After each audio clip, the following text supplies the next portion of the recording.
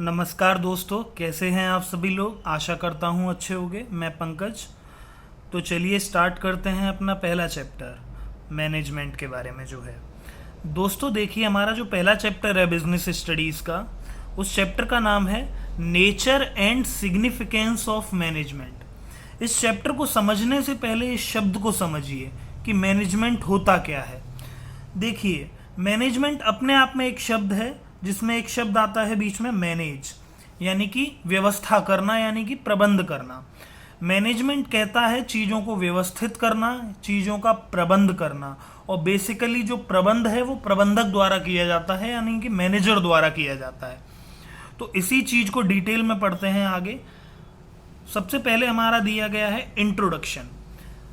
Introduction कहता है कि मैनेजमेंट जो है वो ज़रूरी है सभी प्रकार की ऑर्गेनाइजेशंस के लिए। मैनेजमेंट हर प्रकार की ऑर्गेनाइजेशन के लिए ज़रूरी है, चाहे वो बड़ी हो, चाहे छोटी हो, चाहे उसका प्रॉफिट मोटिव हो, चाहे वो नॉन प्रॉफिट मोटिव वाली हो, चाहे वो सर्विस इंडस्ट्री में हो, चाहे वो मैन्युफैक्चरिंग इंडस्ट्री में हो। मैनेजमेंट बच्चों हर जगह लागू होता है। आपके घर से लेके बड़ी से बड़ी ऑर्गेनाइजेशन में मैनेजमेंट लागू होता है। मैनेजमेंट की जो वैलिडिटी होती है वो यूनिवर्सल होती है। मैनेजमेंट हर जगह एप्लीकेबल होता है। आगे देखते हैं मैनेजमेंट की डेफिनेशन में क्या लिखा हुआ है, बुक क्या कह रही है डेफिनेशन के बारे में, किताबी भाषा में क्या है। देखिए, जो डेफिनेशन है वो हम दो तरीके से पढ़ेंगे। डेफिनेशन पुराने समय में क्या थी, यानी कि ट्रेडिशनल टाइम में क्या थी, और मॉडर्न टाइम में, यानी कि उसका कंसेप्ट कैसे कैसे धीरे धीरे इवॉल्व होके चेंज हो गया। तो traditional definition Mary Parker Follett ने दी थी, जो कि ऐसे थी: मैनेजमेंट एक आर्ट है दूसरों से काम को निकलवाने की। Management is the art of getting things done by others. अच्छा मैनेजर वही है जो अपने एम्प्लॉयज से काम को निकलवा लेता है, उनसे काम को अच्छे से एग्जीक्यूट करवा लेता है। तो यही बात कही गई पुरानी डेफिनेशन में, ट्रेडिशनल डेफिनेशन में, जो कि हमारी मैरी पार्कर ने लिखी थी। लेकिन धीरे धीरे वो चीज़ चेंज हुई। मॉडर्न डेफिनेशन में ये कहा गया, जो हमारे लोग थे, जो एक्सपर्ट्स थे, उन्होंने बोला कि सिर्फ काम को निकलवाना ही काफ़ी नहीं है।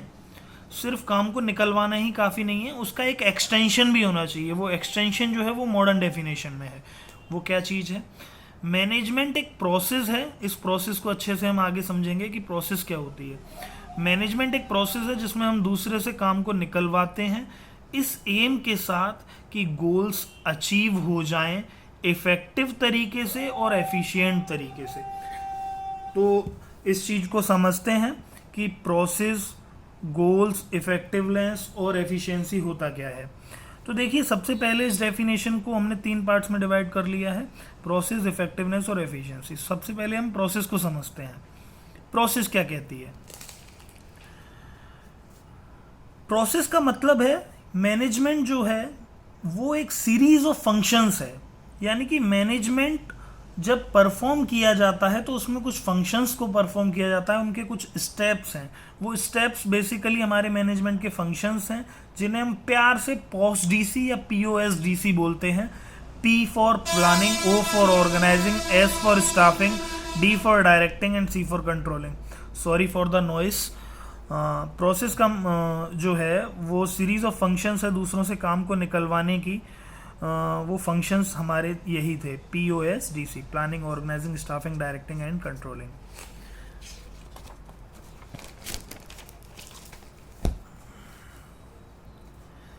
उसी डेफिनेशन का अगला हिस्सा है इफेक्टिवनेस और एफिशिएंसी। तो सबसे पहले इफेक्टिवनेस को समझते हैं। देखिए दोस्तों, इफेक्टिवनेस का मतलब होता है किसी भी टास्क को कंप्लीट करना। It refers to completing the task on time. किसी भी टास्क को कंप्लीट करना टाइम पर, no matter whatever the cost. अभी कॉस्ट की बाउंडेशन यहाँ पर नहीं है, अभी हम इफेक्टिवनेस पर बात कर रहे हैं, तो केवल टाइम तक सीमित रहेंगे। इफेक्टिवनेस का मतलब है किसी भी काम को कर लेना और समय से पूरा कर लेना, बात खत्म। छोटी सी ट्रिक है, TI इसके बीच में आता है, यानी कि ये टाइम से रिलेटेड है। टाइम भी स्टार्टिंग TI से होती है। ठीक है दोस्तों, अगली चीज़ समझते हैं एफिशिएंसी। एफिशिएंसी क्या है? वहाँ पर टाइम की बात हो रही थी, यहाँ टाइम की बात नहीं होगी। यहाँ पे काम को किया जाए और मिनिमम कॉस्ट के साथ किया जाए। मिनिमम कॉस्ट के साथ किया जाए।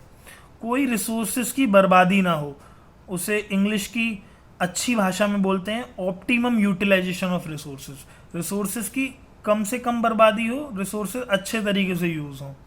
ठीक है दोस्तों, तो एक चीज़ में कॉस्ट की बात की गई थी, दूसरे में टाइम की बात की गई थी। डिफरेंस समझते हैं इफेक्टिवनेस और एफिशिएंसी का।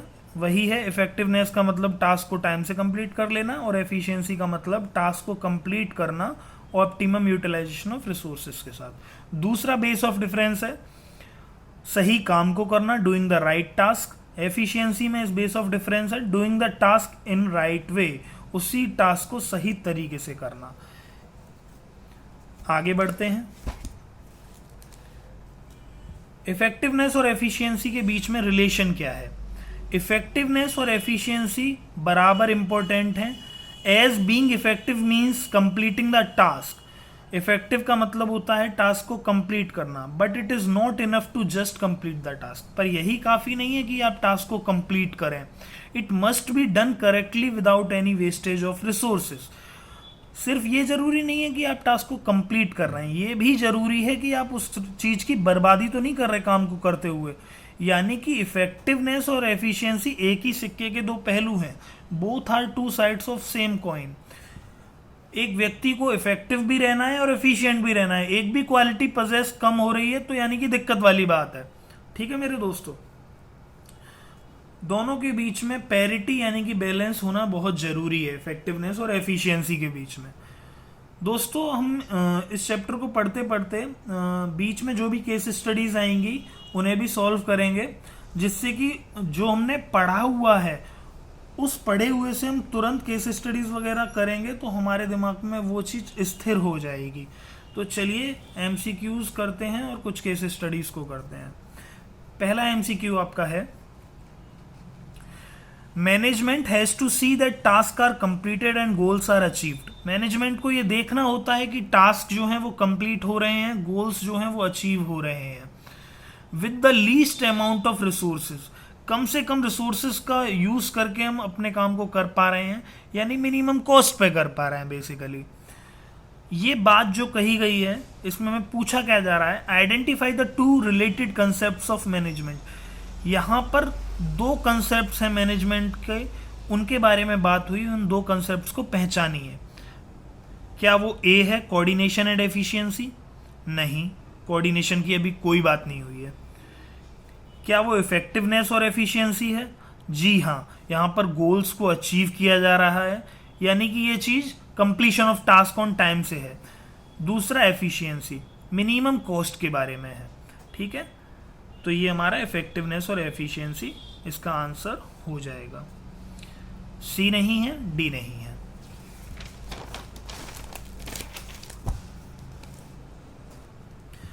अगला एमसीक्यू है, successful organisations do not achieve their goals by chance. जो कामयाब संस्थाएं होती हैं, कामयाब ऑर्गेनाइजेशंस होती हैं, वो यूं ही अपने गोल्स को अचीव नहीं कर पाती, उसके पीछे कड़ी तपस्या होती है। वो कड़ी तपस्या क्या है? But by following a deliberate process, एक कोशिश होती है।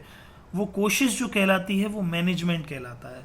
एक अच्छा मैनेजमेंट ही किसी भी ऑर्गेनाइजेशन को सक्सेसफुल बनाता है। आज पेप्सिको के से जो संबंधित हमारी इंदिरा नूई हैं वो उनके अच्छे मैनेजमेंट की वजह से सक्सेसफुल है। HCL जो है शिव नाडर की वजह से सक्सेसफुल है ना दोस्तों। तो अच्छा मैनेजमेंट ही किसी भी ऑर्गेनाइजेशन को सक्सेसफुल बनाता है। अगली केस स्टडी है, during festival season ABC limited received a new order of 10,000 mobile phones to be delivered in 10 days। Festival season के दौरान ABC लिमिटेड को नए ऑर्डर मिले 10,000 मोबाइल फोन्स को डिलीवर करने के लिए 10 दिन में। तो ठीक है, 10,000 मोबाइल फोन डिलीवर करने हैं 10 दिन के अंदर। Failing which the contract will be null and void. अगर आप ये चीज करने में नाकामयाब होते हैं तो आपका कॉन्ट्रैक्ट वहीं पर रद्द कर दिया जाएगा, नल एंड वॉइड हो जाएगा। To complete their production, in 2000 mobile phone का उत्पादन पूरा करने के लिए manager plan to outsource the production. Manager ने प्रोडक्शन का प्रबंध किया, व्यवस्था की सारी, so that order could be delivered on time, जिससे कि हमारा जो ऑर्डर दिया गया है वो हम टाइम पर उस क्लाइंट को पहुंचा सकें। The outsourcing result in increase in cost by 30%, यानी कि रिजल्ट आ गया है, चीज़ें हमें प्राप्त हो गई हैं, यानी कि कहीं ना कहीं ये चीज़ टाइम से तो हो गई है, बट उसमें कॉस्ट जो है वो 30% ज़्यादा आ गई है। फॉर एग्जाम्पल, अगर एक मोबाइल 10,000 रुपये का तैयार होना था तो वो उसमें 30% और ऐड कर दीजिए, वो 13,000 रुपये का कंप्लीट हो पाया है मोबाइल। यानी कि मोबाइल तो आपके 10,000 बन गए हैं, लेकिन उसमें आप रिसोर्सेज की बर्बादी ज़्यादा कर रहे हैं, आपकी कॉस्टिंग इफेक्ट हो रही है। तो पहला इसमें क्वेश्चन बना है हमारा, do you think the production manager perform duties effectively and efficiently? क्या आपको लगता है प्रोडक्शन मैनेजर ने अपना काम जो है, अपनी ड्यूटी जो है, इफेक्टिव और एफिशिएंट तरीके से पूरी की है? देखिए, इसका आंसर ये है कि उसे रिजल्ट तो मिल गया था, यानी कि चाहे भले वो टाइम से ही हुआ था। The outsourcing result in increase in cost by 30%। Effective तो है बट नॉट एफिशिएंट, वो एफिशिएंट नहीं है क्योंकि उसकी कॉस्ट जो है वो 30% ज़्यादा आ गई थी।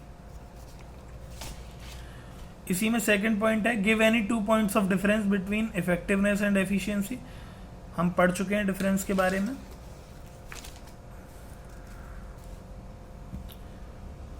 अगली केस स्टडी है, ABC limited, A garment manufacturing company, set the target production of 100 garments per month at the estimated cost of ₹200 पर गारमेंट। एबीसी लिमिटेड कपड़ा बनाने वाली कंपनी है, उसने एक टारगेट प्रोडक्शन रखा है कि 100 गारमेंट एक महीने के अंदर तैयार होने चाहिए और एक गारमेंट की एस्टिमेटेड कॉस्ट 200 रुपये आनी चाहिए।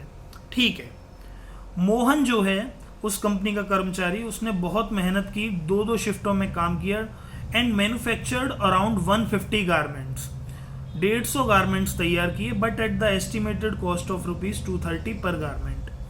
150 गारमेंट तैयार किए हैं, कंपनी ने बोला था 100 गारमेंट तैयार करने हैं, ज़्यादा कर दिए, 230 रुपये पर गारमेंट। कंपनी बोल रही थी 200 रुपये पर गारमेंट, लेकिन इन भाई साहब ने ज़्यादा खर्चा कर दिया, ज़्यादा वेस्टेज ऑफ रिसोर्सेज कर दी, 230 रुपये में बना पा रहे हैं। काम टाइम से हो रहा है, ज़्यादा हो रहा है, क्वांटिटी मिल पा रही है, लेकिन क्वालिटी वर्क नहीं है, इफेक्टिव है, एफिशिएंट नहीं है। On the other hand, Ravi another worker focus on cost and handled resources very carefully, so he manufactured 90 garments.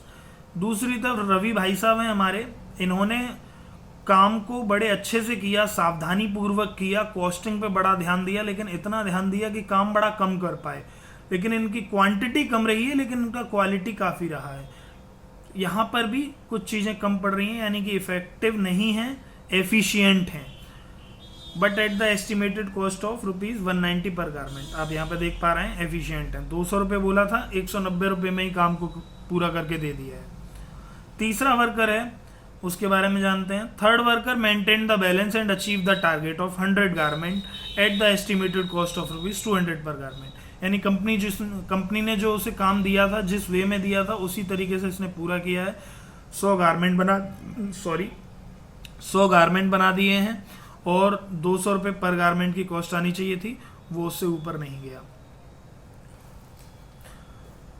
Question है हमारा, identify the quality possessed by Ravi, Mohan and what they are lacking. देखिए, जो रवि था हमारा, वो देखिए यहाँ पर मैं आपको दिखा देता हूँ। रवि जो था उसने रिसोर्सेज को बहुत अच्छे से हैंडल किया था, 90 गारमेंट बना दिए थे, लेकिन 90 गारमेंट बना दिए थे, 190 रुपये कीमत के साथ बनाए थे। रवि जो है हमारा एफिशिएंट तो है, 200 रुपये से सस्ता बना पा रहा है, लेकिन इफेक्टिव नहीं है क्योंकि काम उसने पूरे ही नहीं कर पाया है। ठीक है, मोहन के बारे में बताइए क्या बात है, मोहन के बारे में जान लेते हैं। मोहन ने काम तो किया है, कंप्लीट किया है, काम ज़्यादा ही कर दिया है, 150 गारमेंट बना दिए हैं, लेकिन मोहन के अंदर एक कमी है कि वो रिसोर्सेज की बर्बादी ज़्यादा करता है। उसने 200 रुपये की जगह 230 रुपये एक कपड़े पे खर्च कर दिए हैं, यानी इफेक्टिव तो है, एफिशिएंट नहीं है।